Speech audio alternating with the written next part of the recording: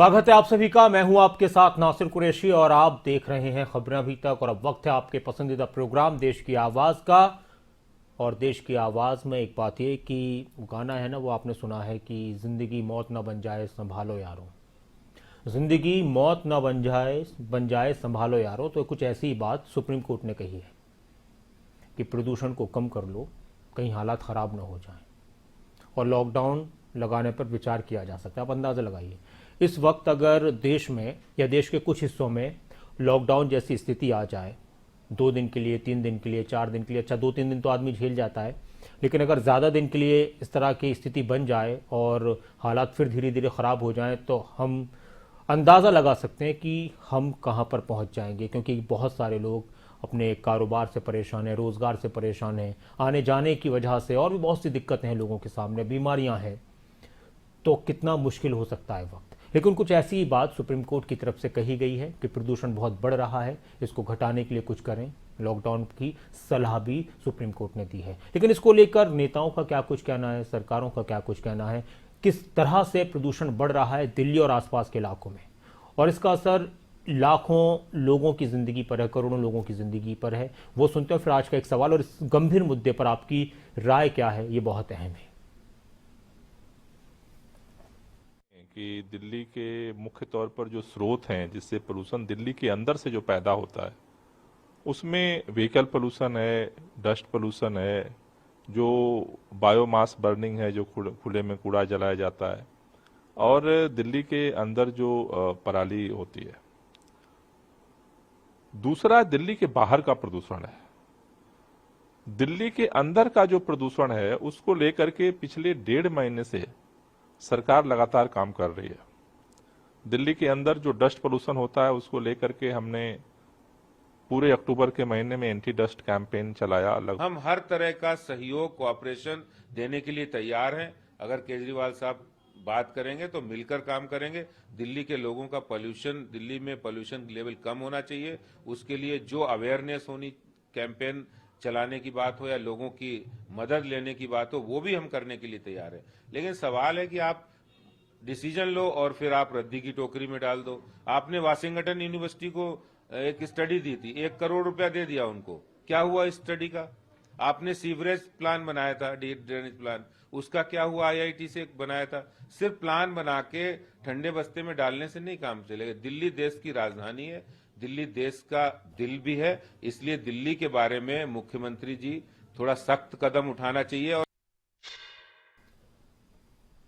अच्छा, दिल्ली का अगर कुछ हालात, दिल्ली के कुछ हालात बदलते हैं या दिल्ली में कुछ होता है, तो हो सकता है कि बहुत दूर बैठे लोग जो दिल्ली से दूर हैं उनकी ज़िंदगी पर सीधा असर न पड़ता हो, लेकिन देश के हर एक हिस्से पर दिल्ली में होने वाली गतिविधियों का असर पड़ता है। वो किसी भी लिहाज से हो सकता है।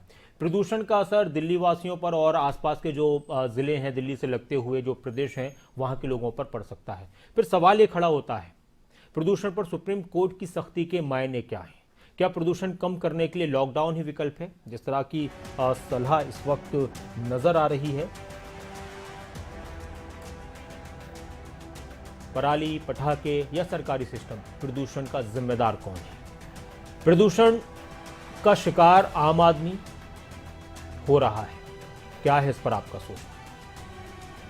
सब पर फर्क पड़ रहा होगा, सभी पर पड़ रहा होगा फर्क, लेकिन जिनके पास वसाइल है, जिनके पास सुविधाएं हैं, तो वो कुछ ना कुछ अपने लिए बेहतरी कर लेते हैं। लेकिन एक आम आदमी जिसकी सुबह शाम सड़कों पर गुजरती है, या बहुत सारे ऐसे लोग जो सड़कों पर ही सोते हैं, सड़कों पर ही रहते हैं, उनके लिए कितना मुश्किल हो जाता है ऐसे वक्त में काम करना। तो इस पर आपकी राय क्या है? हरवंश जी हमारे पहले दर्शक हमारे साथ हैं, और स्वागत है आपका हरवंश जी। मुझे लगता है कि रोहतक में भी प्रदूषण का असर देखने को मिल रहा होगा। हाँ जी जी, जी कहिए। मैं ये कहना चाहता हूँ कि जो ये जिम्मेवार जो है ना सारी प्रदूषण की, गवर्नमेंट है जिम्मेवार जी। किसानों को रोका नहीं जाता इनसे, भाई प्रदूषण ना फैलाए, ना आग जलाए, पराली ना जलाए। और ये काम जो है ना, ये गवर्नमेंट चाहे तो रोक सकती है, रोकना नहीं चाह रहा है, इसलिए 10-20 हजार जुर्माना करके छोड़ देते हैं। मतलब लाख 2 लाख ऐसे जुर्माना होना चाहिए इनके ऊपर, तब जाके ये असर होगा कोई, नहीं तो बिल्कुल कोई असर नहीं होगा किसी प्रकार का भी। जलाते रहेंगे ट्राली और लोग तमाशा देखते रहेंगे और लोगों का नुकसान होता है। शुक्रिया, आप हमारे साथ जुड़े हरवंश जी, और आप भी जुड़ सकते हैं। मुद्दा और आज का टॉपिक और सवाल भी बहुत अहम है, और आप महसूस कर रहे होंगे, आप खुद की जिंदगी में महसूस कर रहे होंगे, जो दिल्ली और आसपास के लोग हैं वो, और जो दूसरे प्रदेशों में वो भी, जब प्रदूषण बढ़ता है तो स्थिति क्या होती है। प्रेम जी, स्वागत है आपका, आप जुड़ चुके हैं कार्यक्रम में। नमस्कार सर। नमस्कार जी, प्रेम जी कहिए। सर मैं बोल रहा हूँ, IQ एयर की रिपोर्ट के अनुसार दिल्ली दुनिया में सबसे प्रदूषित है, और उसके बाद में आता है कलकत्ता का नंबर, जो कलकत्ता सेकंड इंडिया में प्रदूषित है। उसके बाद छठा नंबर आता है बॉम्बे का, जो सबसे प्रदूषित है। अब सर ये पराली का जो हरियाणा और पंजाब की बात आती है, और या दिल्ली के लिए बीजेपी बारी बारी बोल रही है कि दिल्ली गवर्नमेंट को देखना चाहिए। सर दिल्ली गवर्नमेंट को देखना चाहिए तो दिल्ली गवर्नमेंट क्या क्या चीज देखेगी? यहाँ 70 लाख 80 लाख गाड़ियां, 1 करोड़ गाड़ियां है, पहले उन पर कंट्रोल करे। गवर्नमेंट बात बना रही है कि 30% सरकारी गाड़ियों को रोकेंगे। सर 30% की जगह 70% सरकारी गाड़ियों को रोका जाए तो कुछ कम की होगा, 5%, 10%, 20%। उसके बाद वो इंडस्ट्रियों पर ध्यान करें। उसके बाद में अब लॉकडाउन कर रहे कि लॉकडाउन से ठीक है सर, खाली दिल्ली लॉकडाउन कर देने से उससे क्या मतलब? अभी लॉकडाउन का तो लोगों ने लिया ही है अंजाम कि लॉकडाउन से क्या दिक्कत हुई। ये हर साल होता है, तो ये सरकार क्या कर रही है? सर ये सरकार आपस में झमेला करती है, एक दूसरे पर ब्लेम करती है। हरियाणा दिल्ली पर ब्लेम करती है, दिल्ली हरियाणा पर ब्लेम करती है, और केंद्र सरकार जहाँ उसकी शासित प्रदेश में सरकार नहीं है वहाँ उस सरकार को ब्लेम करती है। ठीक है, अभी हमको समझ में नहीं आता। नहीं सर, समझने की बात ये है ना, ये अभी कोरोना के टीके के लिए कंपल्सन कर रहे हैं सर, सोचने की चीज है।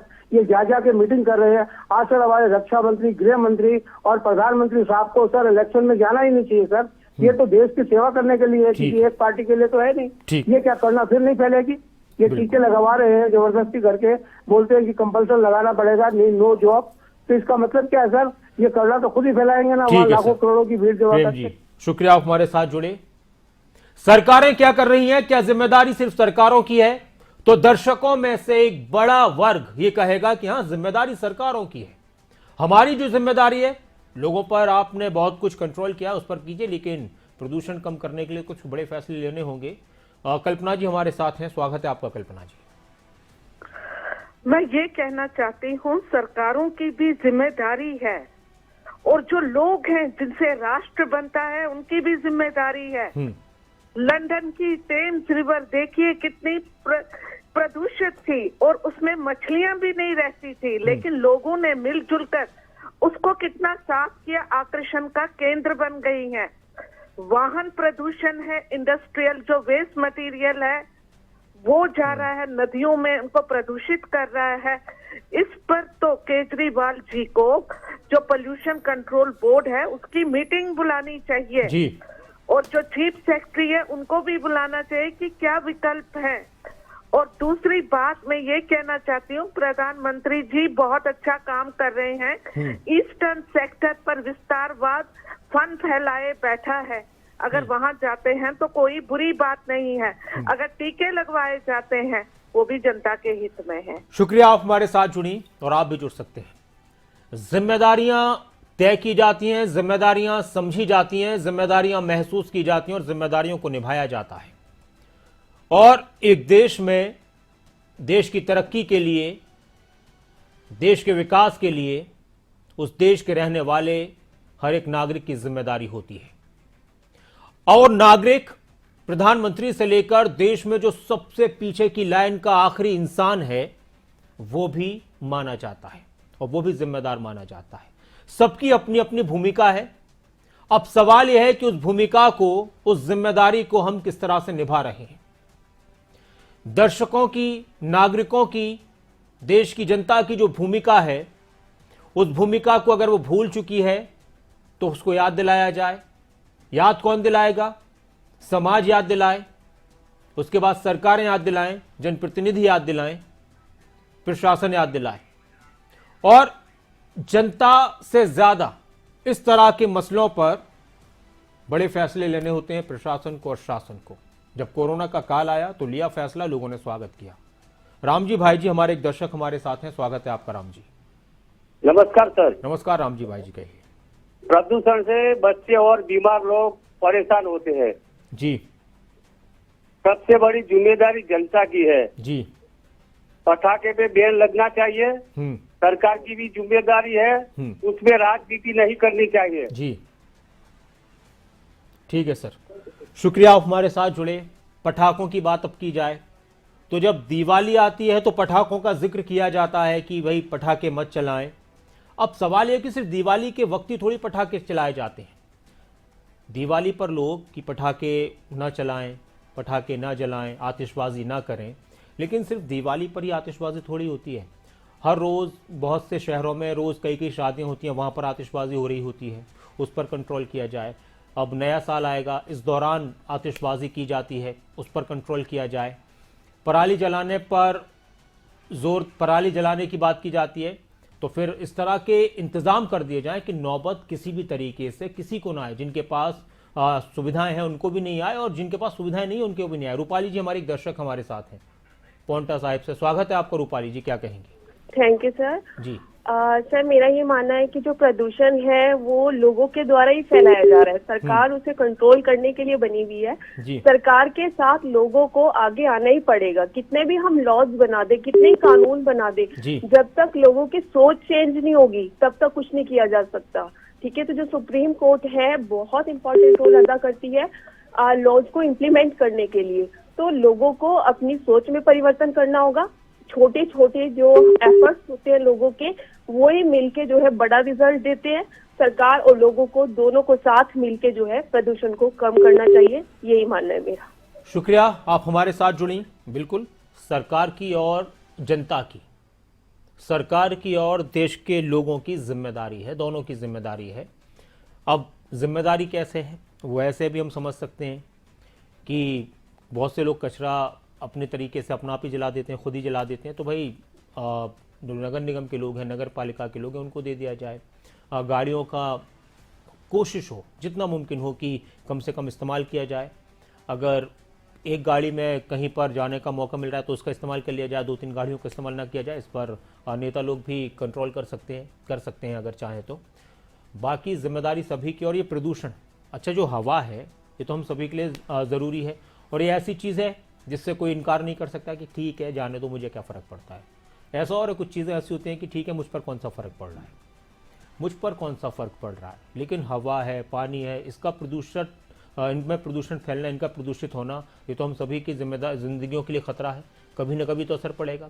आज अगर मान लीजिए दिल्ली की हवा जहरीली हो चुकी है तो धीरे धीरे जहर तो दिल्ली के आसपास और दूसरे प्रदेशों में बढ़ता जाएगा। अनुजी हमारे एक दर्शक हमारे साथ हैं पानीपत से, स्वागत है आपका। सर मैं ये पूछना चाहती हूँ, अगर ये बोला जाता है कि पुराली से पोल्यूशन होता है, क्या पुराली जब नहीं जलाई जाती थी, 20 थोड़े दिन पहले पुराली नहीं जली थी तो पोल्यूशन नहीं था?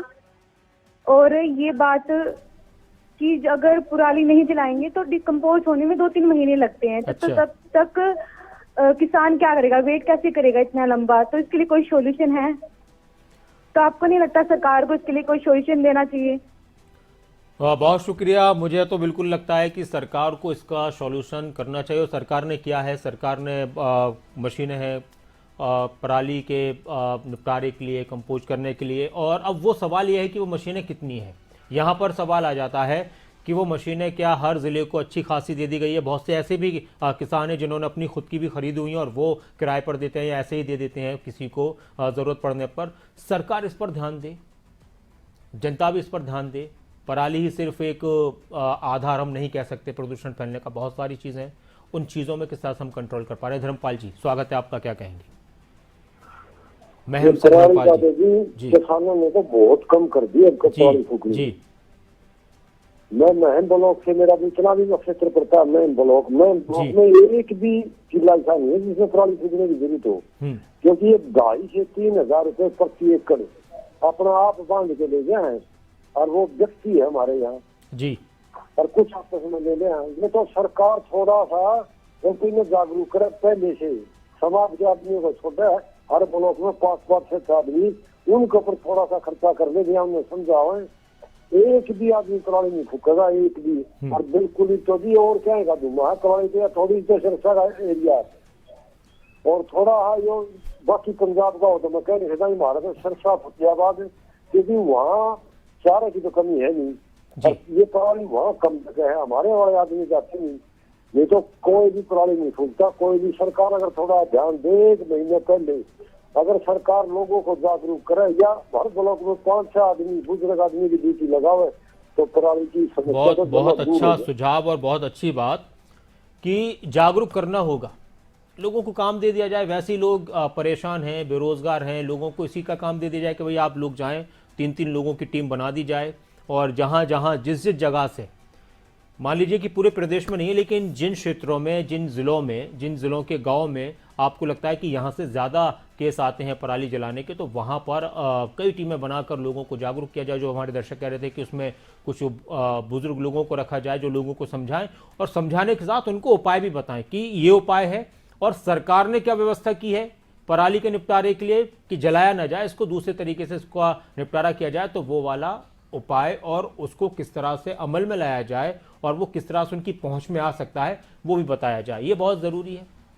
पराली, लेकिन मैं जो अपनी बात कर रहा हूं कि मैं ये नहीं कह रहा कि सिर्फ पराली वजह है, वजह बहुत सारी हैं प्रदूषण की, उसमें से एक पराली भी है।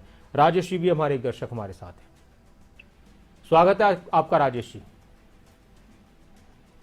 जी नमस्कार सर। जी नमस्कार, कहिए। जी सर।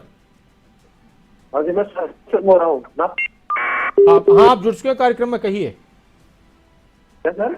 आपकी आवाज आ रही है टीवी पर, आप जुड़ चुके हैं कार्यक्रम में। राकेश जी जी बोलिए। सर मैं नाथपुर गांव से हूँ और ये सोनीपत में पड़ता है, ये हमारे दिल्ली बॉर्डर के बिल्कुल पास में है, 3 किलोमीटर पे। हाँ।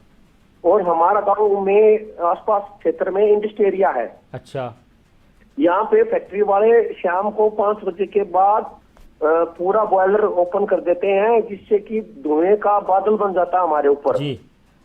और लगातार वो चलती रहती है। हमने कई बार एनजीटी और पोल्यूशन बोर्ड को भी बारे में सूचित किया, लेकिन हमारी कोई कार्रवाई नहीं होती जी। और हम पोल्यूशन डिपार्टमेंट सोनीपत में जाते हैं तो वो बोलते हैं कि चंडीगढ़ चेयरमैन जो है इस पर कार्रवाई करेगा, हम नहीं कर सकते, हमें अलाउड नहीं है।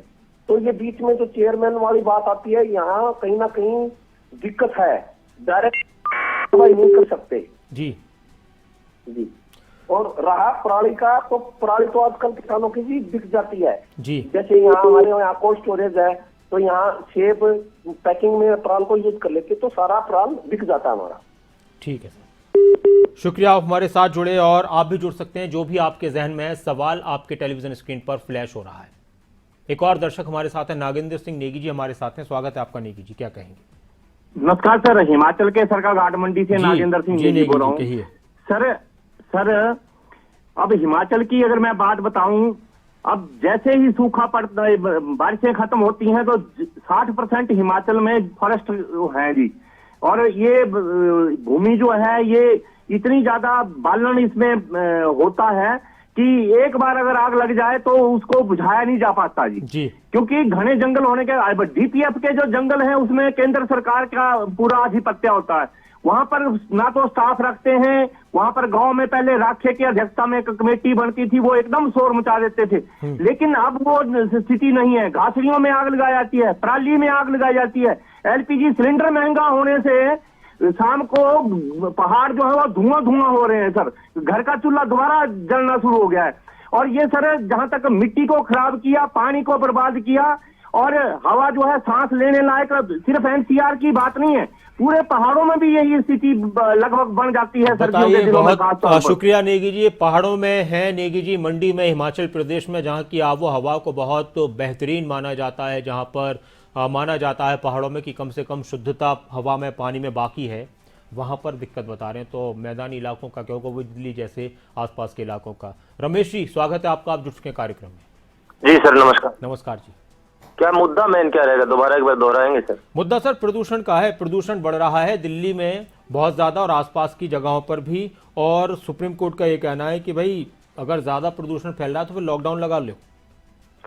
देखिए सर, लॉकडाउन का तो कोई हल नहीं है इस चीज का, और जहां तक प्रदूषण की बात है तो सर एक जो मेन फोकस इधर रहता है, हरियाणा से बोल रहा हूँ, फतेहाबाद डिस्ट्रिक्ट से, जैसे टारगेट कर लिया जाता है कि किसान जो पराली जला रहे हैं उसका धुआं है, ये है वो है, तो कहीं ना कहीं आतिशबाजी भी तो कम नहीं है अपने आप में। जैसे होली, दीपावली का त्योहार अभी गया है, कितना धुआं उससे हुआ, कितना प्रदूषण हुआ। अगर है तो सभी चीजों से ही है सर, सभी पे होनी चाहिए रोकथाम इन चीजों पे, है ना सर?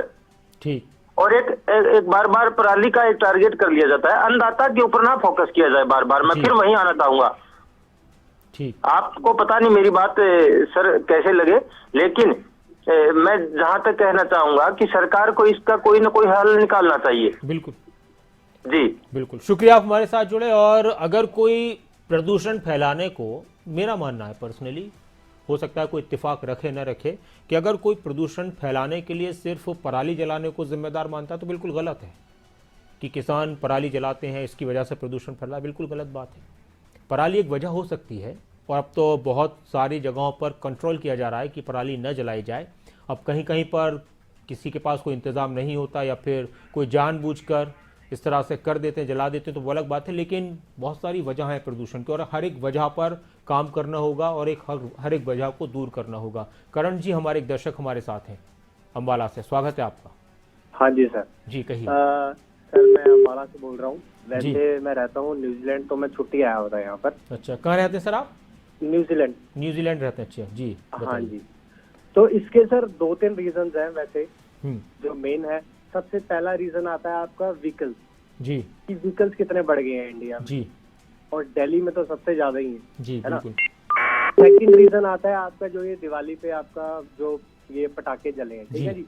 इसके लिए सरकार ने कोई इम्पोर्टेंट स्टेप नहीं लिया। अगर इनको बिल्कुल ही बैन करवाने थे तो ये फाइन लगाते, कम से कम 50,000 का फाइन लगाते, ताकि लोग डरते बेचने से भी और खरीदने से भी। बेचने वाले पे ज्यादा और खरीदने वाले पे उससे भी ज्यादा लगाते जी। तो लोग थोड़े डर जाते कि अगर हम बजाएंगे तो हमारे पैसे उड़ेंगे, पैसे जाएंगे, ठीक है।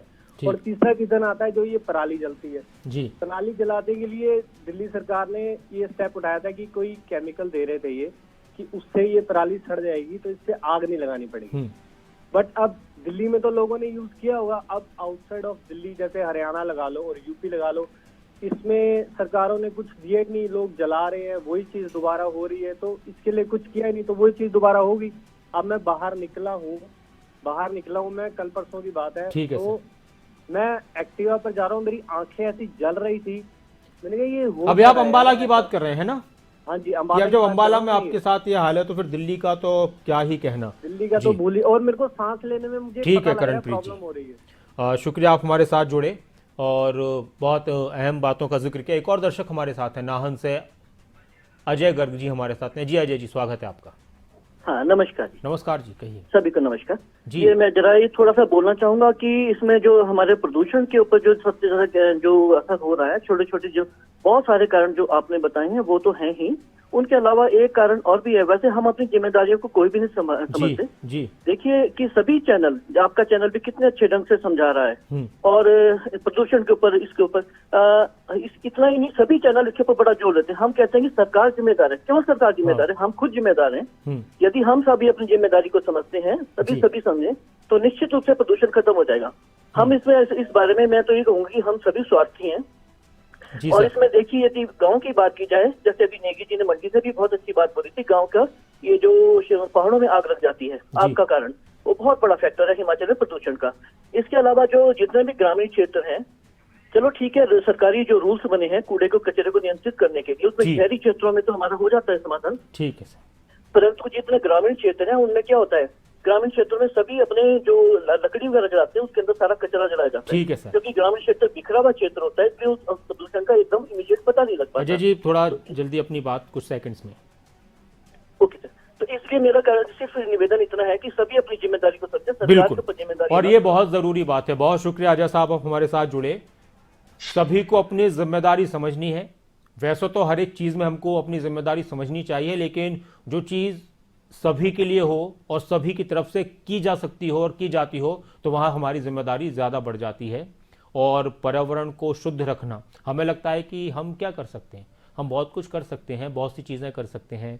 हम पेपर्स का कम इस्तेमाल कर सकते हैं, हम गाड़ी का कम इस्तेमाल कर सकते हैं, ज़रूरत अगर थोड़ी सी नहीं पड़ रही है। हम सबको आदत हो गई है, कहीं भी किसी भी छोटी 2-3 किलोमीटर दूर भी जाना है तो हम गाड़ियों से जाते हैं। तो बहुत सारी ऐसी चीज़ें हैं, इसके अलावा और भी बहुत सी चीज़ें हैं, वो हमें सोचना होगा और हम जितना योगदान अपने पर्यावरण की बेहतरी के लिए कर सकते हैं वो हमें करना होगा। और हम ज़रूरी नहीं है कि हम दिल्ली में रहते हो तो ज़्यादा सोचना है, हम कहीं भी रह रहे हों। और बहुत शुक्रिया आप सभी का इस कार्यक्रम में जुड़ने के लिए। अपना ख्याल रखें, मौसम ठंडा होता जा रहा है तो अपने परिवार के लोगों का, अपने बच्चों का भी ख्याल रखें और बने रहें खबरें अभी तक के साथ, जहां सिलसिला लगातार जारी है खबरों का। नमस्कार।